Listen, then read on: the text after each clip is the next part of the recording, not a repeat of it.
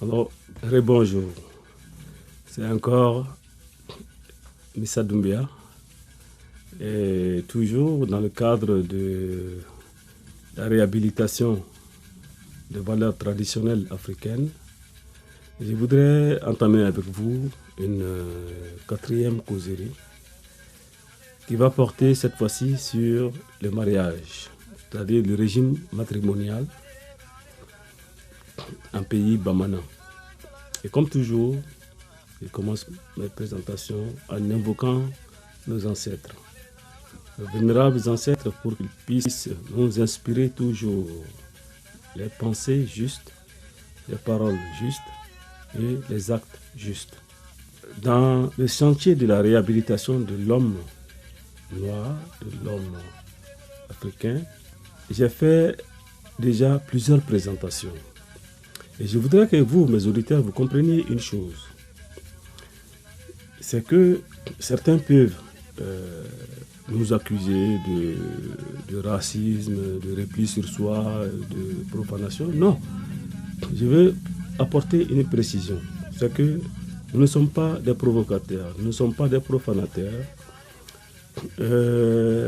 parce que nous estimons que le racisme est une maladie mentale abjecte qu'il faut combattre à tout prix.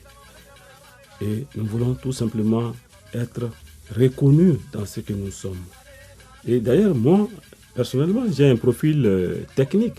Rien ne me prédestine à vous parler de ces sujets-là. Parce que je ne suis ni théologien, ni historien, ni anthropologue. Mais je me sens interpellé par un devoir de génération. Nous constituons, en tout cas en ce qui concerne le Mali et l'Afrique de l'Ouest, nous constituons la dernière génération d'Africains qui ont subi l'éducation traditionnelle africaine. Et depuis notre génération, le canon de l'éducation a été dévié. Et ça, je suis dépité de ça et déçu de ça. Et on ne trouve pas de bonnes informations. Et face à tous ces mensonges qui entourent la culture africaine, face à tous ces dénigrements, je me suis dit que ça ne doit plus être un domaine réservé aux théologiens, aux historiens, etc. Le débat doit être ouvert maintenant à tout le monde. Et là, ma contribution était justement, en parallèle avec mes activités de technique, de technicien, je mène des recherches sur le domaine de la culture, de la spiritualité négro-africaine, et au sein de notre association qui s'appelle 3RNA Maya, le Rassemblement pour la réhabilitation de la religion négro-africaine. Et toujours dans ce cadre, nous sommes en train de réhabiliter les rituels traditionnels africains, parce que nous avons la conviction qu'aucun peuple ne peut se développer dans la culture d'un autre. Aucun peuple ne peut s'émanciper tout simplement en imitant les autres. Il faut être soi-même. Et le décollage de l'Afrique, que ce soit le décollage économique, politique, financier, tout ça, c'est secondaire par rapport à la réhabilitation de la spiritualité et de la culture négro-africaine. Parce que tant que l'homme africain n'est pas lui-même, tous les autres domaines sont secondaires. Et je l'ai dit, nos ancêtres négro-africains étaient des génies du social. C'est vrai qu'ils n'ont pas construit les avions, des machines de guerre, mais ils ont construit quelque chose qui est plus précieux que tout ça, c'est l'être humain. Nos ancêtres étaient des génies de la construction de l'être humain. Et nos rituels traditionnels le montrent. Nous allons parler aujourd'hui du mariage. Et vous allez comprendre à travers la présentation comment le mariage était quelque chose de sacré pour nos parents. Et quand on parle de mariage, bon, c'est vrai, ça peut avoir beaucoup d'interprétations, de confusion, parce qu'à l'échelle de l'Afrique, chaque peuple a ses cérémonies propres au mariage. Même au sein d'un seul un seul pays, par exemple, si nous prenons un pays comme le Mali, ben, les rituels qui entourent le mariage sont propres à chaque peuple. Bon, c'est vrai que dans les années 60, le premier gouvernement du Mali a essayé d'harmoniser le régime matrimonial pour en faire un code du mariage. Mais avant ça, au Mali seulement, les Bamana avaient leur cérémonie de mariage, les peuls, les sénofos, les bois, etc. Tout le monde avait son cérémonie de mariage. Et il y avait le mariage musulman qui était célébré par un imam. Il y avait le mariage chrétien qui était célébré par un prêtre ou un pasteur. Et il y avait même un système au sud du Mali, dans la région de Sikasso et San, il y avait même un régime d'enlèvement des femmes. Bon, c'est-à-dire que si un jeune homme convoitait une jeune fille, bon, ils se mettaient d'accord.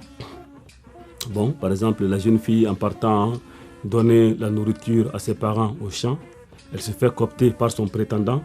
Bon, elle dépose la nourriture au bord de la route et puis ils s'enfuient. Ils vont en Côte d'Ivoire ou en Guinée et ils restent là-bas jusqu'à avoir leur premier enfant. Et c'est en ce moment, après la venue du premier enfant, ils viennent régulariser leur mariage. Donc, il y a une multitude de rituels de cérémonies de mariage. Donc, celui dont je vais vous parler aujourd'hui, il s'agit du mariage en milieu bamana dans l'empire de Ouagadougou, bien avant l'influence de l'islam au Mali. Avant l'introduction de l'islam au Mali, dans l'empire de Ouagadougou, comment les Bamana célébraient le mariage. C'est de cela que je vais vous parler aujourd'hui. Parce que le mariage, aujourd'hui, malheureusement, que ce soit en Afrique ou un peu partout dans le monde, le mariage est devenu un lien entre deux individus dans une logique de je t'aime, tu m'aimes, et la moindre négation entraîne le chaos, d'où l'instabilité des familles. Donc, comme je l'ai dit à l'introduction, nos ancêtres ont donné une grande importance au mariage. Et pour le savoir, essayons même de décortiquer un peu le lexique, le vocabulaire qui tourne autour du mariage. Dans la langue bamana, le mariage se nomme Furusiri. Furusiri, ça veut dire Furu, ça veut dire Fururu, Kadaou, ça veut dire sans fin, un engagement sans fin. Furu Siri. Siri, ça veut dire attaché, noué. Donc, il s'agit d'attacher un engagement sans fin. On dit Furu Siri, attacher un engagement sans fin. Nouer un lien sans fin. Et on dit aussi en bamana Furuye Djigiye, c'est-à-dire le mariage, c'est l'espoir. C'est la fondation même de la vie. Donc, ils n'ont pas joué, nos ancêtres n'ont pas joué avec ça. Donc, pour ça, il y a tout un cérémonial pour faire le mariage. Mais je vais aller rapidement parce que c'est un sujet qui est assez long. Parce que je ne vais pas aller dans le détail des démarches. C'est que tout commence par l'observation de la maturité d'un garçon ou d'une fille. Chez les filles, c'est quand les seins ont poussé et qu'elles voient déjà ses premières règles. Si un garçon, il commence à pousser des barbichettes, donc on observe. Et l'intention de déclencher le mariage, l'intention de chercher une fille en mariage, pour les garçons, l'intention première vient toujours soit d'une maman, d'une tante, d'une sœur, en tout cas d'une femme dans son entourage direct. Et la parole publique est portée par un père, un oncle, un homme en tout cas. Et quand le garçon atteint cette maturité, bon, on lui suggère, va, il y a des termes codés, hein, on dit, va dans le village de ta maman. Ou bien, son père ou son oncle peut lui dire, ah, j'ai vu quelqu'un dans telle famille, va la voir. Donc, par des messages codés comme ça, le garçon sait qu'il est temps pour lui de se chercher une femme.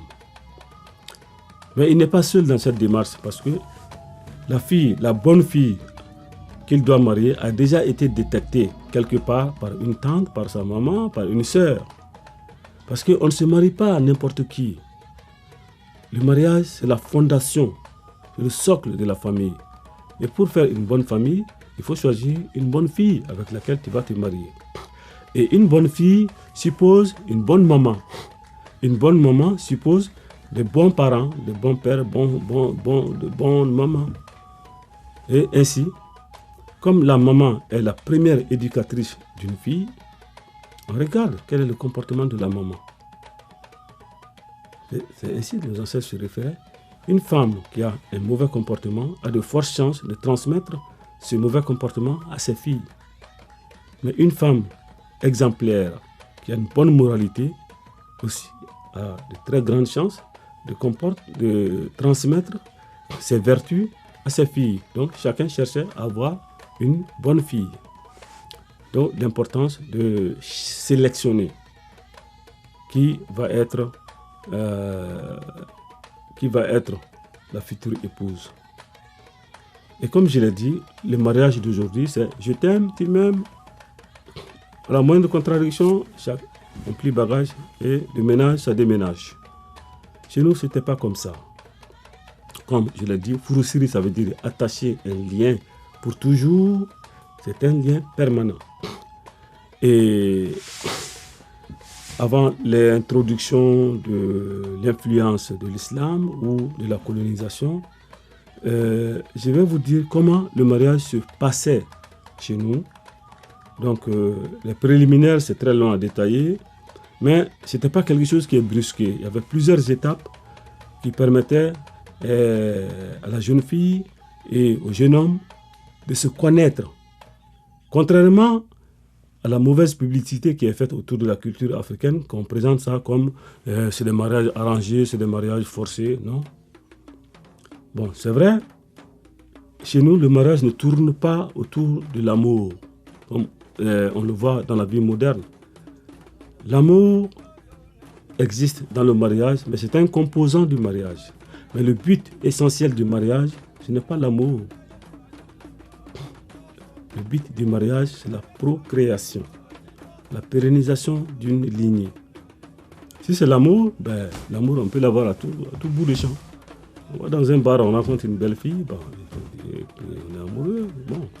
On va dans un autre pays, on trouve une autre femme belle, on est amoureux. Donc, l'amour, là, il est volatile. On ne peut pas bâtir un mariage autour de l'amour.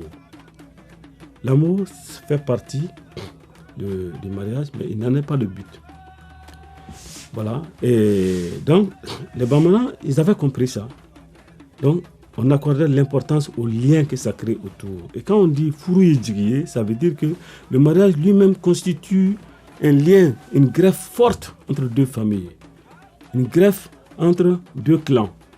Il ne s'agit pas seulement de l'homme et de la femme, mais toute la parenté autour de l'homme et de la femme sont désormais unis. Ça va même au-delà de la parenté, c'est tout le village.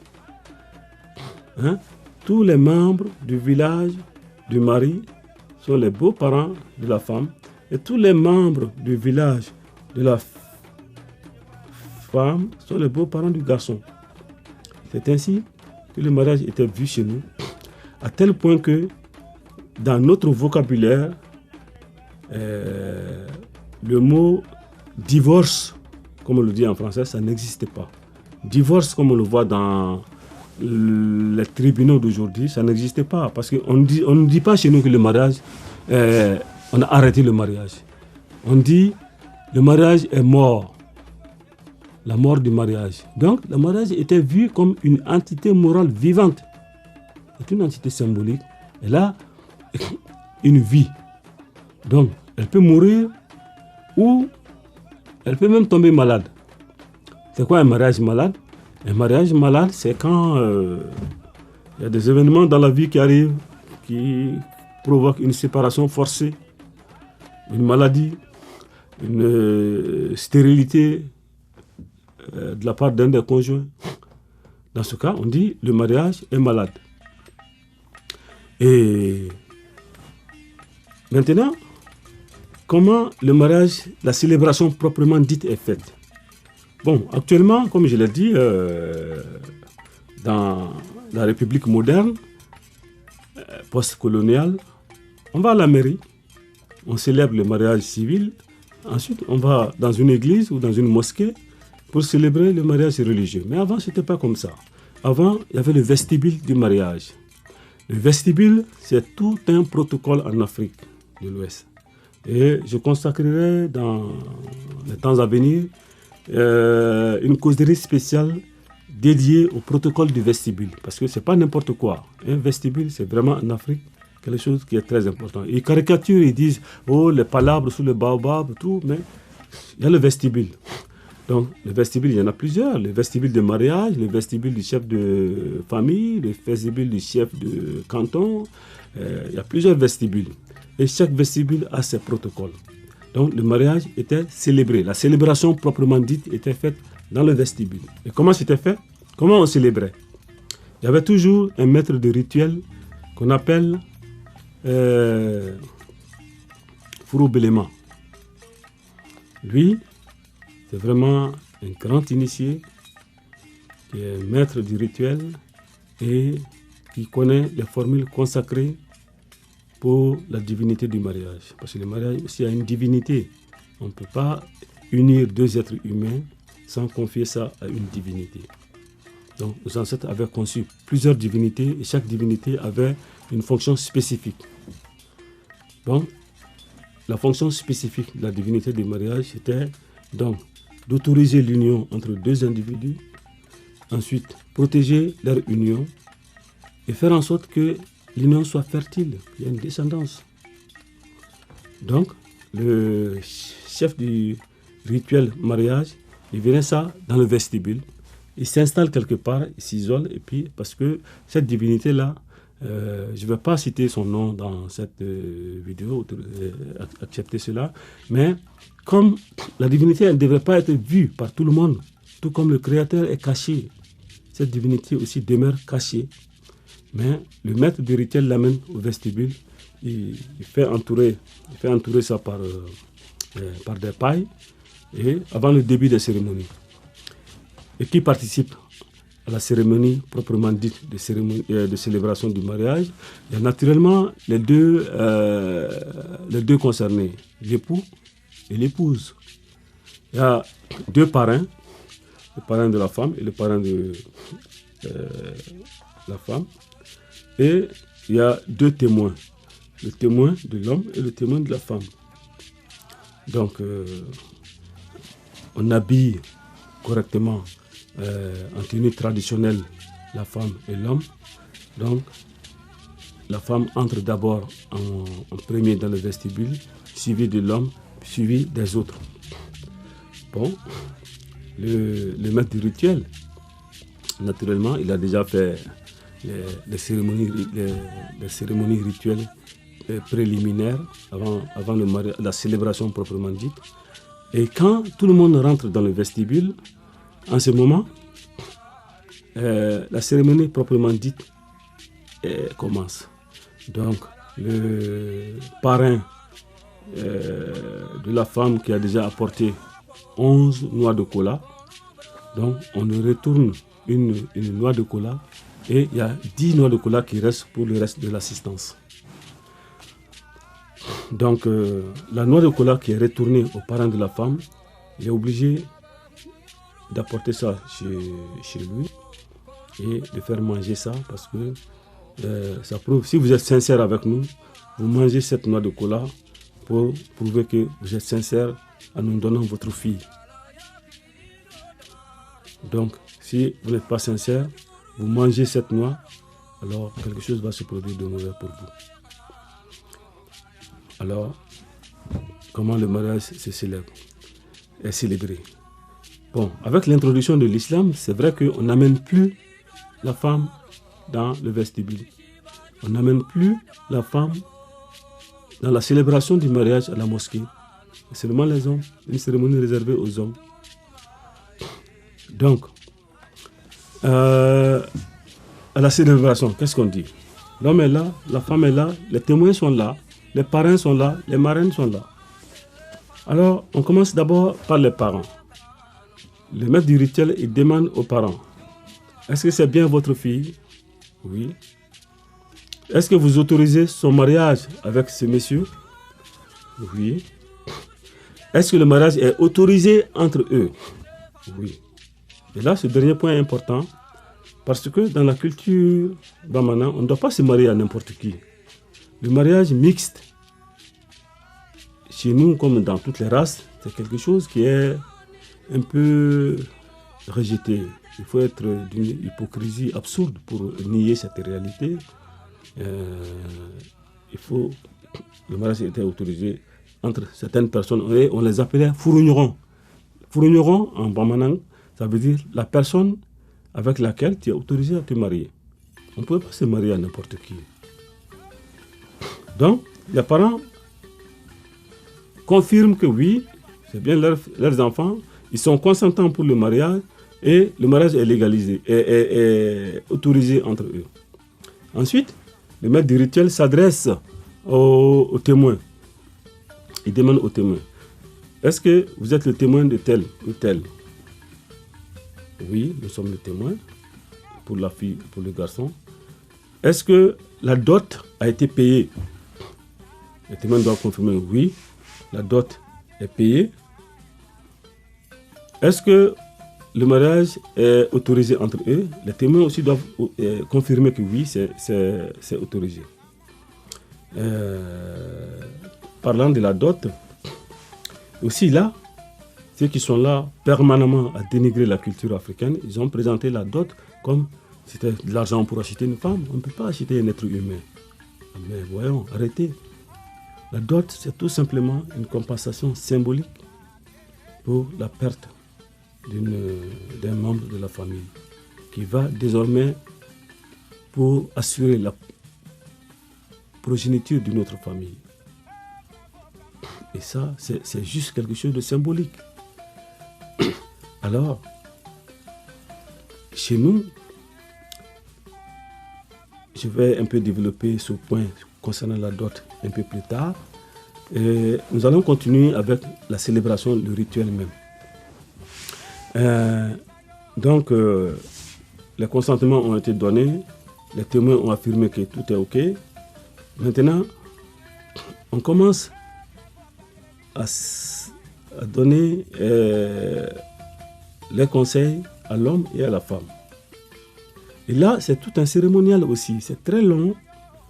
Mais l'homme et la femme étant présents, on dit à chacun quel est le devoir, quels sont les devoirs et quels sont les droits et les responsabilités de chacun, de chacune dans un couple. Et le plus important, on vous dit qu'il ne faut pas divorcer et on vous dit quelles sont les conséquences du divorce chez un être humain. Avant de célébrer le mariage, le maître du rituel, il s'assure que vous avez bien compris et il cite 3 raisons qui peuvent autoriser la mort du mariage. J'aime pas utiliser le mot divorce parce que ça ne correspond pas à ça. Pourquoi? Comment on peut autoriser qu'un mariage meure? Quelles sont les raisons? Quelles sont les causes valables pour faire mourir un mariage? Bon, il y en a 3. La première raison pour laquelle un mariage est autorisé à mourir, c'est quand l'homme, c'est-à-dire le mari, il devient fou. Donc, personne n'est tenu de vivre avec un fou furieux. Donc, si la femme dit, bon, moi, je ne suis pas capable de vivre avec un fou, elle est libre. Dans ce cas, on va prononcer la mort du mariage. Deuxième cause, si l'homme insulte vulgairement le père ou la mère de la femme, ça c'est une cause valable de la mort du mariage.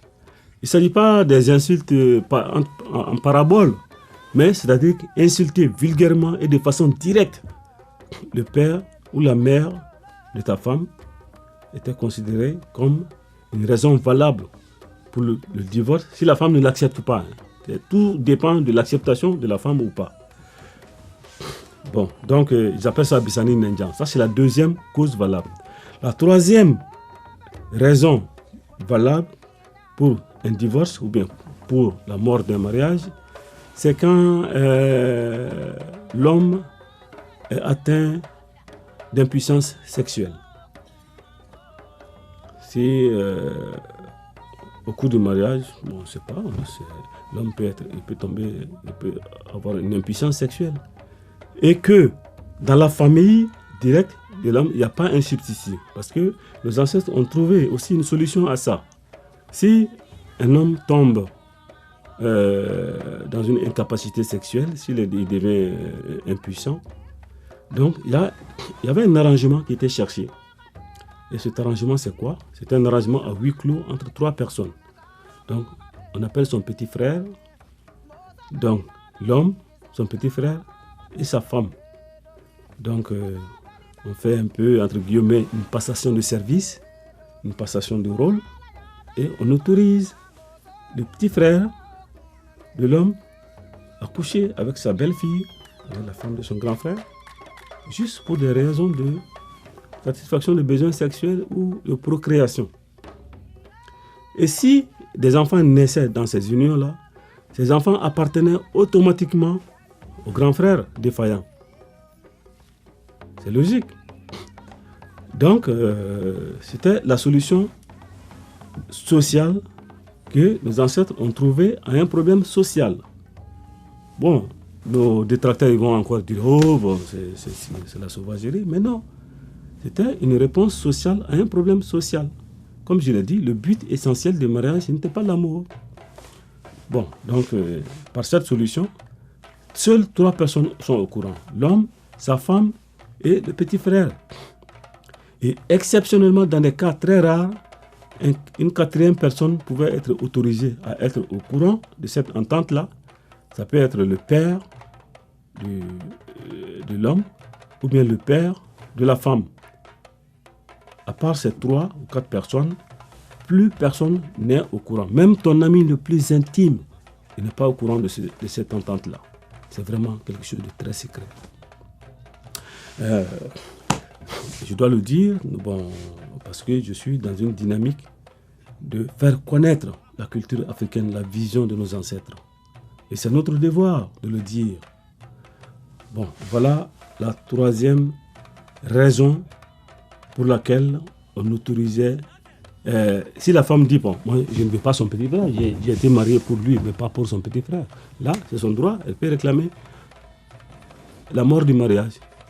Et pour l'une de ces 3 raisons, si la femme dit, moi je ne supporte pas les méfaits, alors on autorisait la mort du mariage. Et comment le mariage mourait? On partait en dehors du village, s'asseoir sous un arbre, et on dénoue l'entité qui a symbolisé votre mariage. Et quand on dénoue ça, c'est la mort symbolique du mariage. Et l'arbre sous lequel on a dénoué ça, le mariage, cet arbre-là aussi mourra dans les semaines qui suivent. Bon, donc, l'homme et la femme, chacun, doivent approuver qu'ils sont d'accord avec ces 3 raisons-là. Excepté ces 3 raisons-là, aucune autre raison ne justifie un divorce. Aucune autre raison ne justifie la mort du mariage. On pose la question à l'homme, est-ce que tu es d'accord? Il dit oui. On pose la question à la femme, est-ce que tu es d'accord? Elle dit oui. En ce moment-là, alors on fait les sacrifices rituels à la divinité qui est la divinité du mariage, avec les 10 noix de cola. Et les 10 noix de cola sont partagées entre toutes les personnes qui sont là dans l'assistance. Et vous, en mangeant cette cola, vous vous engagez à ne jamais mettre votre bouche dans une histoire de divorce de ce couple-là. Si quelqu'un qui a mangé la cola, qui a servi à nouer le mariage, parle de divorce, eh bien, un malheur tombe sur toi. Tu peux mourir, un de tes enfants peut mourir, un malheur va s'abattre sur toi. Donc, tu vois, il y a un engagement qui est là, qui fait que toi, ayant participé à nouer le mariage, tu ne dois jamais participer à dénouer à faire mourir ce mariage. Même si au fond de toi, la femme a trop déconné ou bien l'homme a trop déconné, tu veux qu'il divorce. Même si c'est ton intention réelle, mais tu joues à l'indifférent. Tu ne prononces jamais de ta bouche, ah, il faut laisser cette femme-là, ou bien, ah, il faut te séparer de cet homme-là. Jamais. Donc, ayant accepté ça, on passe à l'étape suivante. Ça, c'est une étape un peu rituelle qui se fait un peu. On sort du huis clos. Donc, il y a l'assistance, les autres qui sont là pour célébrer le mariage. On va sur une place un peu publique, devant le vestibule. Et là, des rituels commencent. Bon, là, il y a, pour l'homme, il y a une calebasse dans laquelle il y a une houe.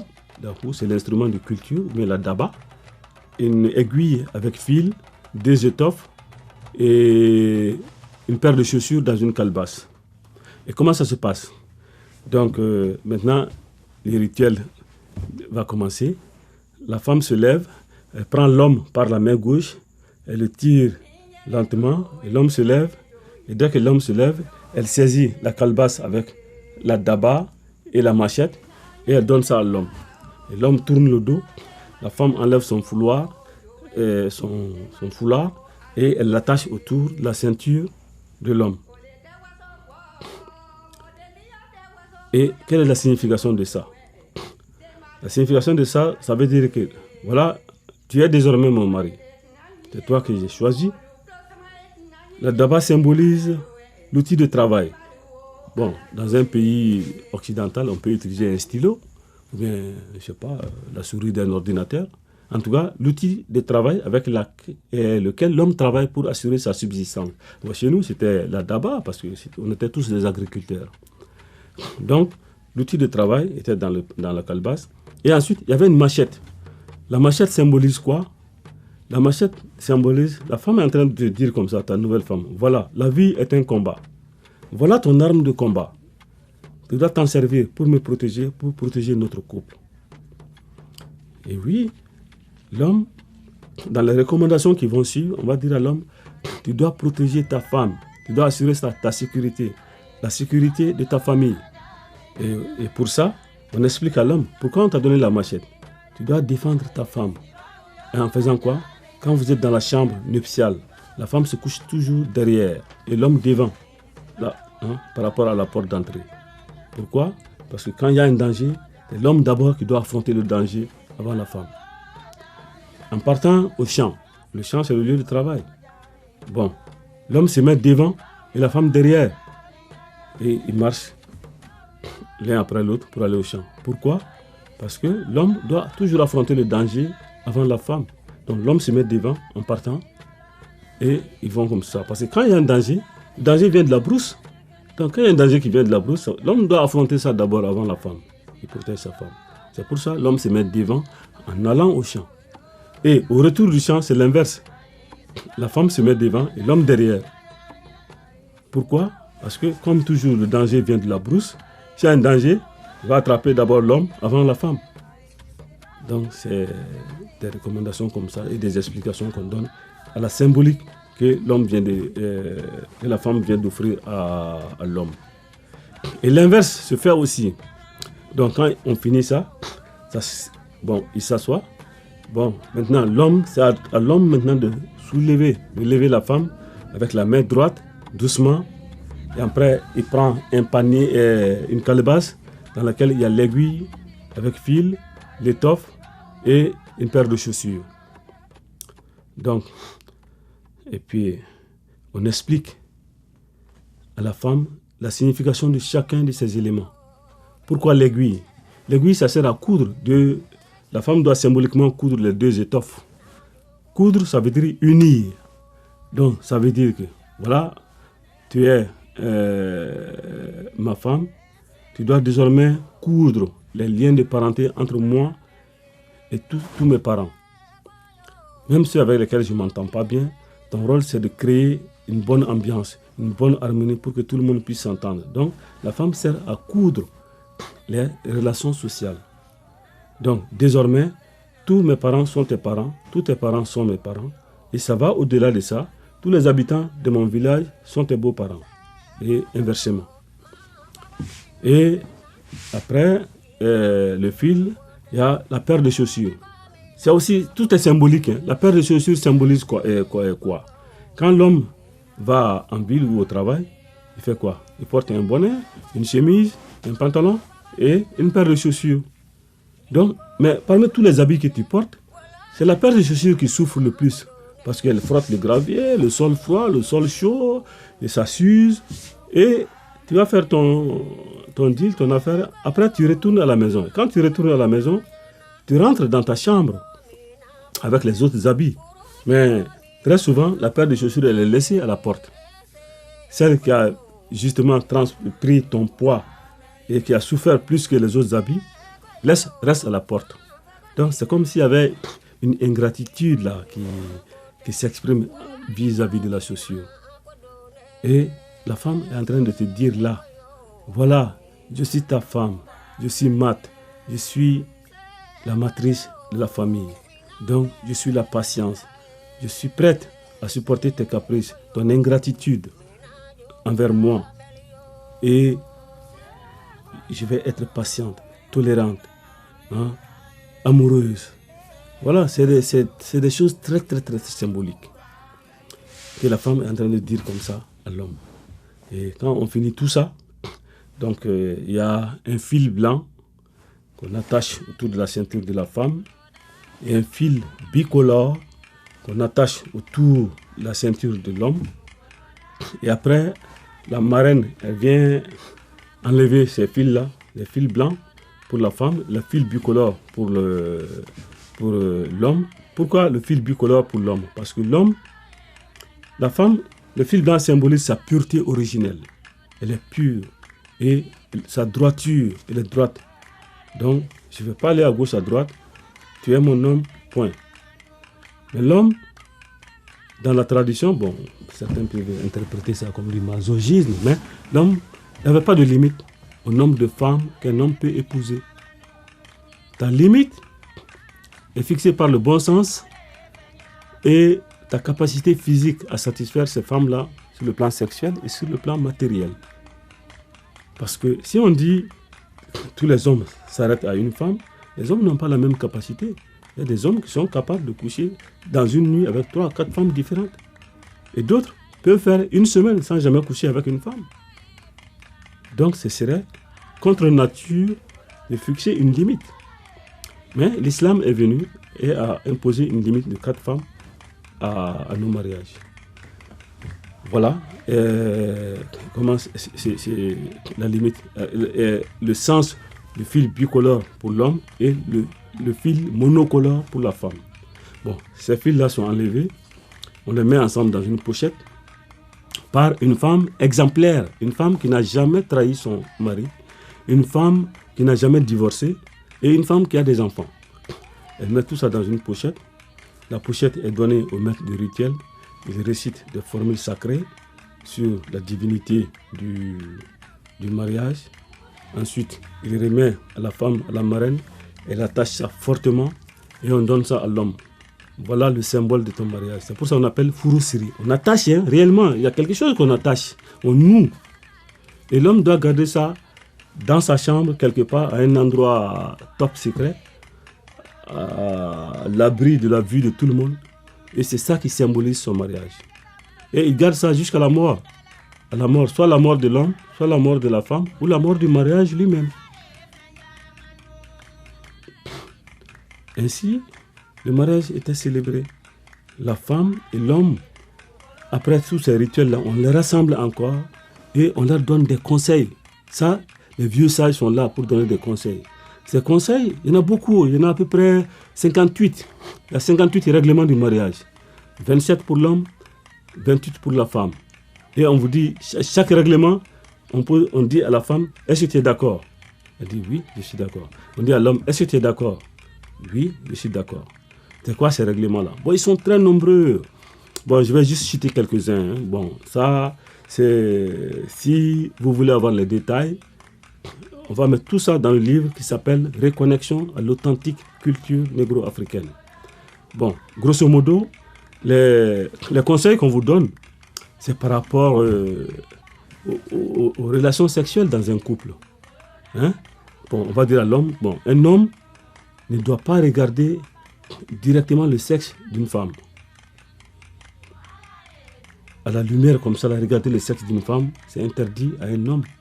On dit que si tu fais ça, tu vas perdre tes yeux, tu vas perdre la vue avant de mourir, avant ta vieillesse. Bon, comme je l'ai dit, vrai ou faux, bon, comme je vous ai dit dans la première causerie, la peur est utilisée comme un instrument pédagogique en Afrique.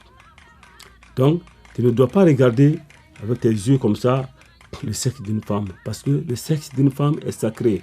Les Bamana considèrent ça comme le laboratoire sacré du Créateur. Un laboratoire sacré du Créateur. Le Créateur, lui, il est caché. Donc, son laboratoire, tu ne dois pas par curiosité regarder là-dedans. Donc, ça c'est une première recommandation. Deuxième recommandation, tu ne dois pas faire l'amour avec ta femme n'importe où. Donc, il y a des limitations d'espace et des interdits de temps. Les interdits d'espace, c'est quoi? On va te dire, là où tu travailles, si tu es dans un champ, tu ne dois pas faire l'amour au champ. Si tu es dans un bureau, tu ne dois pas faire l'amour dans ton bureau. Etc. etc. Donc, il y a les limitations. Tu ne dois pas faire l'amour sous un arbre. Donc voilà, il y a quelques endroits comme ça. Tu ne dois pas faire l'amour dans un hôtel sacré. Bon, donc ça, c'est des limitations d'espace. Il y en a beaucoup. Il y en a à peu près une dizaine aussi. Et il y a les limitations, les interdits de temps. Il y a des moments de la journée où tu ne dois pas faire l'amour. Notamment quand c'est le zénith, quand le soleil est en plein zénith, on ne doit pas faire l'amour. Quand le soleil est au crépuscule, on ne doit pas faire l'amour. Sous la sanction suivante, les enfants conçus pendant ces périodes interdites-là sont porteurs d'une énergie négative. Je l'ai dit déjà pendant la causerie concernant la naissance et le baptême. Donc vous voyez, ça se retrouve ici. Donc il y a des interdits d'espace et des interdits de temps pour l'amour. Bon, il y a plusieurs recommandations dont les détails sont... On ne peut pas rentrer dans tous les détails les plus importants, bon, je les cite. Il y a aussi, l'homme doit tout faire pour que la femme ait à manger. Il ne faut pas que ta femme n'ait pas à manger à la maison. La femme, on lui dit, tu ne dois pas prendre la nourriture de ta famille et aller donner ça à autrui sans l'autorisation de ton mari.